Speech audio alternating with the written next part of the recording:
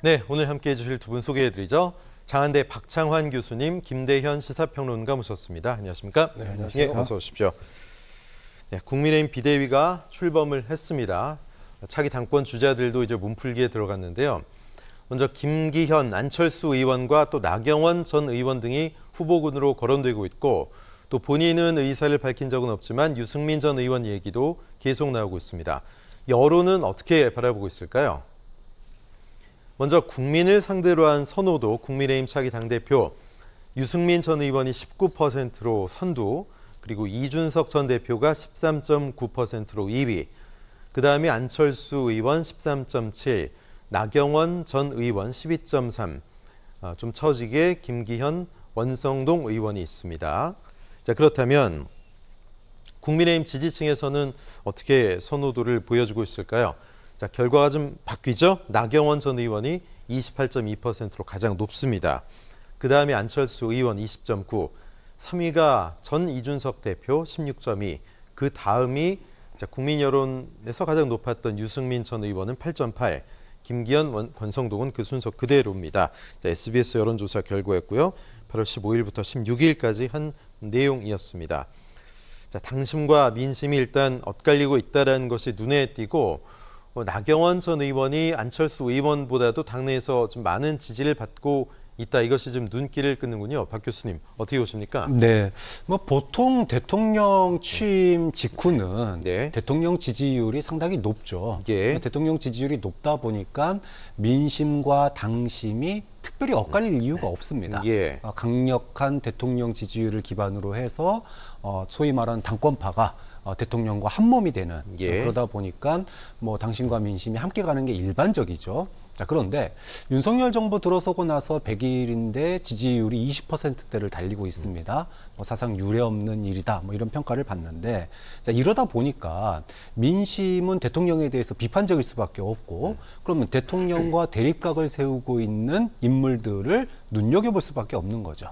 특히나 좀 더 중도에 가깝다라고 느껴지는 유승민 전 뭐 대표나 또는 이준석 전 대표, 이런 분들에게 눈길이 더 가는 겁니다. 네. 반면에 그럼 적극적으로 대통령을 옹호하려고 하는 사람들, 즉 당원들 중에서도 적극적인 당원층은 어떻게 되느냐? 예. 자연스럽게 보호 본능이 발동이 됩니다. 대통령을 뭐 결사 보호해야 된다. 자, 이러다 보니까 당권파라든지 기존의 어떤 당의 어떤 주류에 있는 사람들, 이런 사람들이 미워도 다시 한번 네. 이쪽에 좀 더 눈길이 가는, 이러다 보니 당심과 민심이 엇갈리는 이런 모양새가 나오는데, 이 중에서 좀 가장 눈길이 뜨는 건 아까 이제 그동안의 여론에 사실은 주목을 받았던 부분들, 또 예. 자천타천 출마를 지금 준비하고 계시는 뭐 안철수, 김기현 뭐 이런 두 분도 계시지만, 나경원 의원이 또 이렇게 상당히 예. 돋보여요. 이준석 대표와 당대표 될 때 두 분이 이제 가장 뭐 경합을 벌이지 않았습니까? 그렇죠. 아마 그런 영향도 있을 거고, 이준석의 대항마 역할, 그러면서도 윤핵관이 아니니까, 예. 윤핵관이 아니니까 뭔가의 좀 어떤 쇄신 효과도 있고, 그러면서 또 당의 주류 출신이고, 국민의힘에 적통을 잇는 그런 인물이고요. 그렇죠. 그렇죠? 그러다 예. 보니까 뭐 그런 점에서 당원들의 선택을 좀 받고 있는 게 아닌가, 눈길이 끄는 부분이었습니다. 예. 그런데 지금 뭐 최하위를 차지하고 있는 권성동 원내대표도 사실은 이 비대위 출범에 어느 정도 책임이 아주 크고, 또 그렇기 때문에 또 문자 노출, 내부 총질 문자 노출 사건 전부터 뭐 얘기가 꾸준히 나왔었죠. 그런데 그 이후에는 좀 얘기가 달라지지 않았을까 싶은데, 그럼에도 비대위에 당연직으로 합류를 했고, 그것은 곧 당대표 출마를 포기를 안 했다, 뭐 이렇게 읽는 사람들도 있습니다. 만약에 나온다면 지금 뭐 여론이나 국민의힘 그 당내 지지층도 사실 그렇게 지지를 많이 하고 있지는 않은데, 소위 윤심, 윤핵관의 힘으로 어떤 결과를 낼 수 있을까, 이제 이런 생각도 좀 해보게 되네요. 김대현 평론가, 어떻게 보세요? 글쎄요, 뭐 권성동이라 하면 원내대표를 맡다가 동시에 당대표 직무대행을 하다가 예. 또 문자 메시지가 공개되는 바람에 거의 쫓겨날 위기에 직면했다가 의원총회에서 재신임을 받긴 했습니다만, 하지만 당내 분위기를 볼 때 당내에서 과연 권성동 원내대표에 대한 신임이 두터운가, 그에 대해서는 퀘스천이 붙는 대목입니다. 네. 지금 권성동 원내대표의 힘이라고 할 수 있다면 그건 아마 윤석열 대통령과의 관계 정도일 건데 그렇죠. 그것만 가지고 그의 권력 의지가 확인될 리도 없거니와 그걸만 가지고 전당대회에서 당대표에 도전하는 것은 지금 현재로서는 굉장히 무모해 보인다 이렇게 보입니다. 더군다나 비대위에 합류한 것은 사실 관례상 합류를 하게 된 것인데 여기도 뭐 암묵적으로 대통령과의 관계 또 대표적인 윤핵관이라는 어떤 측면에서 원내 사령탑이 비대위에 참여해야 한다라고 하는 그런 암묵적인 당내 합의에 의해서 이 추인 같이 하게 된 것이 아닌가 이렇게 봅니다. 사실 권성동이라고 하는 분이 당대표를 한다는 건 좀 개인적으로 굉장히 어려운 일이라고 생각을 네. 하는데 단 한 가지 조건이 있을 수 있습니다. 윤석열 대통령의 지지율이 지금보다 월등히 높아져서 약 40%, 50%대를 회복한다고 하면 그렇다면 권성동이라는 분도 당대표에 한번 도전해 볼 수 있는 그런 여지가 생기지 않을까 생각을 해보는데 가능성은 뭐 적다고 봅니다. 예. 오히려 반윤핵관이라고 하는 전당대회에서 이런 전선이 형성될 수 있는 빌미를 제공해 줄 수 있다는 측면에서 오히려 이 전당대회에 대한 본인의 어떤 의중, 권력 의지는 최소화시키는 것이 답이 아닐까 싶습니다. 그리고 과거에도 원내대표를 하다가 당대표로 직행한 사례가 거의 없습니다. 네. 굉장히 이례적인 선택일 수밖에 없는데 강원도라고 하는 지역 기반의 한계 그리고 검사 출신 이게 보통 집권당의 당대표는 되게 이제 부드럽거나 예. 안정적인 리더십을 요구하는데 권성동 원내대표의 리더십은 이와는 조금 좀 결이 좀 다르다. 그런 점에서 볼 때 권성동의 전대 출마 저 가능성이 거의 제로에 수렴되고 있다라고 봅니다. 예, 그렇군요. 자, 어떤 인사가 어떤 인물이 집권 여당의 차기 당대표가 되는지 무엇보다 변수는 역시 특히 이번은 전당대회 시점이 아닐까 싶습니다. 자, 시점에 대해서 여론은 어떻게 보고 있을까요? 한두 달 내가 42.7%로 가장 많습니다. 한두 달 내에 전당대회를 해야 된다. 자, 정기국회 이후 연말이 24%, 내년 1월 이후가 22.4%. 역시 SBS 여론조사 결과 내용이고요. 자, 일단 뭐 국민들은 빨리 해야 한다는 의견이 가장 많습니다. 일단 국민의힘 지지층만을 대상으로 한 것이 아니기 때문에 저런 결과가 나왔지 않았나 싶은데 많은 국민들이 빨리 이 사태를 좀 수습해야 되는 거 아니냐 피로감을 느낀다 이런 의미겠죠? 그러니까 그런 측면에서 보면 지금 저 여론조사 국민이 바라보는 전당대회 시점과 지금 당에서 이 전당대회 시점에 대해서 누구도 거론하지 않고 있는 이 상황 이게 상당히 좀 결이 다르고 예. 동떨어져 있다라고 볼 수 있겠죠. 자, 근데 이제 지금 물리적으로 본다 그러면 9월부터 정기국회가 시작이 됩니다. 그러면 윤석열 정부 첫 들어서 정기국회가 시작되는 것이기 때문에 그에 대한 신경을 쓰지 않을 수가 없죠. 전대 시점으로는 좀 부적합하다는 그런 평가가 나올 수밖에 없고 네. 10월 같은 경우는 국정감사가 또 있습니다. 전 부처에 대한 국정에 대한 감사를 해야 되는 이런 상황이다 보니까 예. 또 게다가 11월 같은 경우는 예산안 처리가 또 걸려 있죠. 그래서 물리적으로 11월 전에 전당대회를 개최하는 것은 좀 어려워 보입니다. 그래서 12월 즈음에 아마 전당대회 개시 날짜를 정하지 않을까 싶은데 사실 근데 저는 개인적으로 이번 비대위의 출범 그리고 구성원을 보면서 이 비대위가 지향하고 있는 바가 무엇인가 그 구성원들이 과연 어떤 역할을 할 것인가에 대한 의문을 지울 수가 없습니다. 구성원 예. 전체의 면면만 봐도 대통령과의 관계 혹은 지역에서의 지역 균등 이런 차원에서 선발 네. 사실은 비대위는 정상적인 상황에서 당을 운영하는 것이 아니라 비상 상황이라고 본인들이 규명을 했듯이 비상 상황인데 여기에 지역 안배하고 대통령과의 관계 안배하고 또 주호영 원내대표 혹은 권성동 원내대표의 관계를 안배해서 비대위원을 구성했다면 이거는 벌써 출발부터 좀 비대위가 좌표를 잘못 설정한 것이 아닌가라는 생각이 들고 예. 그리고 이 비대위의 성공 여부, 사실 지금 성공을 얘기하기는 좀 이릅니다만, 어쨌든 비대위가 그나마 좀 잘했다라고 하는 평가가 내려질 수 있는 기본적인 물리적인 시간이 좀 있어야 될 것 같습니다. 네네. 그래야지 궁극적으로는 당이 이제 좀 비상사태를 수습하고 안정화 단계로 들어갈 수 있겠다라고 하는 그런 여론들이 당 안팎에서 형성이 될 거라고 보기 때문에 저는 개인적으로 이 전당대회 시점을 12월 혹은 1월 정도가 되지 않을까 이렇게 예측을 해봅니다. 네. 전당대회 개최의 시점을 놓고 후보군들의 신경전은 치열합니다. 각자 생각이 다른데요. 나경원 전 의원은 역시 김대현 평론가 말씀하셨듯이 국정감사 기간 중에 전당대회 어렵다. 9월, 10월은 안 된다. 그 뒤를 얘기하고 있고요. 안철수 의원도 연말도 예산 국회가 있어서 안 된다. 내년 초로 가야 된다.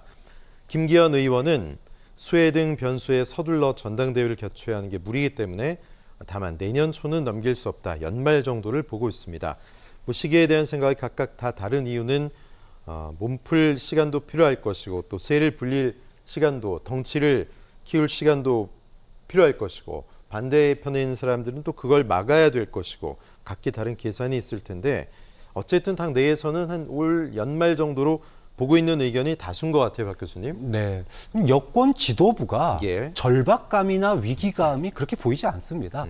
어제도 뭐 100일 기자회견을 했는데 이준석 대표의 발언들에 대해서 대통령의 의견을 물으니까 네. 뭐 다른 정치인들의 이야기에 뭐 의사표시하지 않는다 이러고 넘어가세요. 사실은 이준석 대표에 대한 코멘트를 원한 게 아니잖아요. 예. 당내 혼란 상황을 어떻게 수습할 건지를 대통령에게 물은 건데 그다지 위기감이나 절박감을 느끼지 못하는 것 같습니다.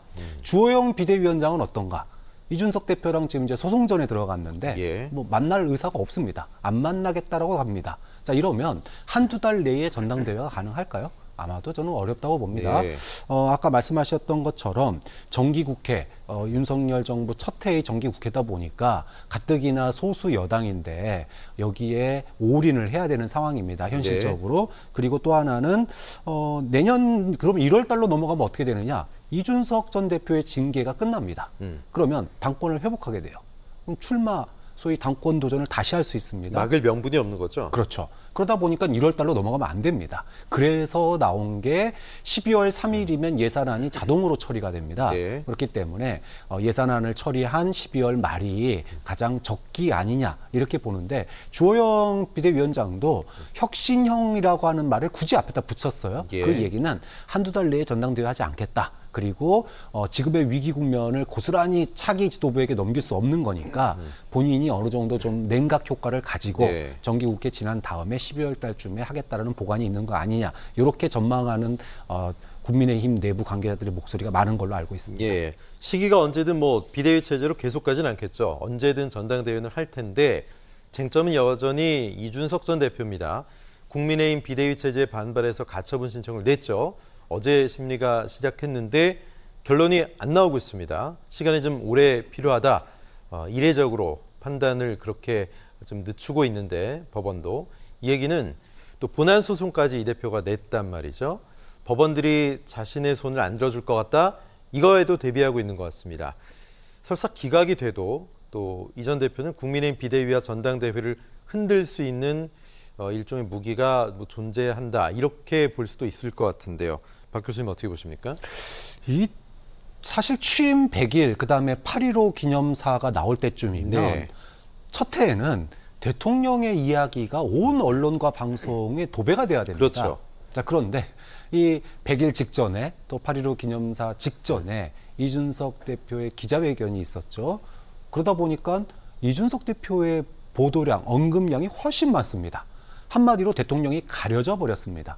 일부 언론 기사에서는 때리면 때릴수록 존재감이 커진다 이렇게까지 얘기를 하고 있는 상황입니다. 자, 언론은 이제 4.3 초유의 임기 초의 그 여권 대표 출신과 대통령의 사실상 전면전을 보고 있거든요.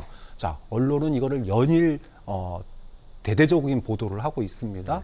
이게 단순한 말싸움이 아니라 사실상 권력투쟁입니다. 예. 당권을 누가 지느냐를 둘러싼 권력투쟁의 형태를 띠고 있기 때문에 뭐 가처분 소송, 본안 소송 내내 이 얘기가 끊일 수가 없다. 물론 국면이 어느 정도 시간이 흐르면 변하기를 할 겁니다. 정기국회가 들어서고 쟁점들이 바뀌면 되겠지만 그럼에도 불구하고 이 새로운 전대를 통해서 새로운 리더십이 나오기 전까지는 이준석 전 대표의 그런 방송 출마를 통한 여러 가지 논란들이 예. 가라앉기는 좀 어렵지 않을까. 그런 점에서 리스크 관리가 지금 여권에 필요한 상황인데 아까 말씀드렸다시피 대통령도 비대위원장도 당내 중진들도 네. 그 누구도 지금의 혼란 상황을 컨트롤하고 있지 못하다. 그렇다고 본다면 뭐 8월 말 9월 초까지는 이런 여파가 계속 갈 것이고 그럼 대통령의 지지율도 30% 이상으로 올라가기가 좀 어렵지 않을까 그렇게 내다봅니다. 예, 법적 대응과 함께 날로 여론전의 수위를 높이고 있는 이준석 전 대표 오늘도 강한 얘기를 했습니다. 선거 결과가 좋으면 갈등을 털고 갈 수 있겠지 했는데 아니었다. 국민도 속은 것 같고 저도 속은 것 같다. 윤석열 정부의 100일은 한마디로 사기다 이렇게 얘기하고 있습니다. 사기라는 강도 높은 얘기까지 했습니다. 자, 일단 경찰 소환 임박, 곧 나올 법원 판단 여기에 그러나 여전히 높은 지지도, 팬덤까지 과연 이준석 대표가 무엇을 국민의힘에 던지고 어떤 영향력을 펼칠 수 있을지 모르겠습니다. 김대현 평론가 어떻게 보십니까? 글쎄요. 윤석열 정부의 100일이 사기라고 이렇게 표현을 했는데 그러면 이준석 당대표의 지난 1년 남짓의 국민의힘은 과연 뭐라고 표현할 수 있을까라는 생각이 부쩍 먼저 떠오릅니다. 예. 지금 희한한 비대위, 그러니까 비대위의 시점과 언제까지 비대위 활동을 할지를 정해놓지 않은 이런 이상한 비대위가 태동하게 된 원인 제공자 중에 한 명은 분명히 이준석 전 당대표인 것은 부인할 수 없는 사실입니다. 그렇기 때문에 지금의 분란을 만드는 것은 사실은 본인의 존재감, 그러니까 정치적인 어떤 영향력을 계속 유지하겠다. 그걸 통해서 자신이 부르짖는 당내 민주주의, 그게 이준석 당대표의 주장일지 모르겠습니다. 저는 예. 개인적으로 동의할 수 없습니다만 청년 정치를 표방하고 나왔지만 사실은 공교롭게도 역설적으로 청년 정치의 위기를 좀 불러온 측면이 없지 않아 있기 때문에 아무리 당내 민주주의를 외친다 하더라도 그거는 외침에 불과하지 않을까 하는 생각이 듭니다.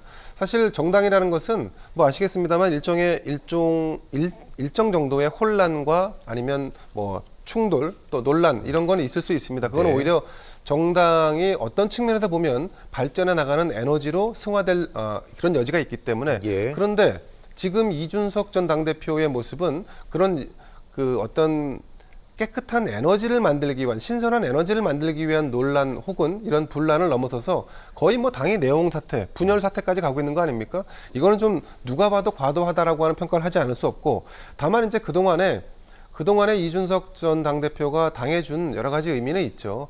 기득권이라든가 아니면 꼰대들의 귀환을 차단했다는 측면 등등에서 볼 때 분명한 것은 이 보수 정당의 어떤 새로운 변화, 바람을 일으킨 것은 사실입니다. 하지만 지금에 와서는 이제 이준석 전 당대표가 추구하는 것은 여당 내의 야당 주자, 차기 대선 주자, 그것도 윤석열 정부와 각을 세워서 존재감을 계속 유지하려고 하는 이런 반윤 전선으로 결국 흐를 수밖에 없다는 점. 네. 그래서 적어도 본인의 징계가 끝나는 내년 1월까지는 지금 현재의 스탠스를 계속 유지하면서 반윤핵관 그러면서 국민의힘의 내홍 내분을 더 불지를 가능성이 더 높다고 보고 이렇게 됐을 때 과연 윤석열 정부의 지지율이 상승할 수 있을까? 그래서 이제 당원들의 이준석 전 당대표에 대한 비난 수위도 계속해서 높아지지 않을까 이렇게 예상을 해봅니다. 예, 계속해서 혼란스러운 국민의힘 어떻게 참 흘러갈지 지켜봐야 되겠습니다.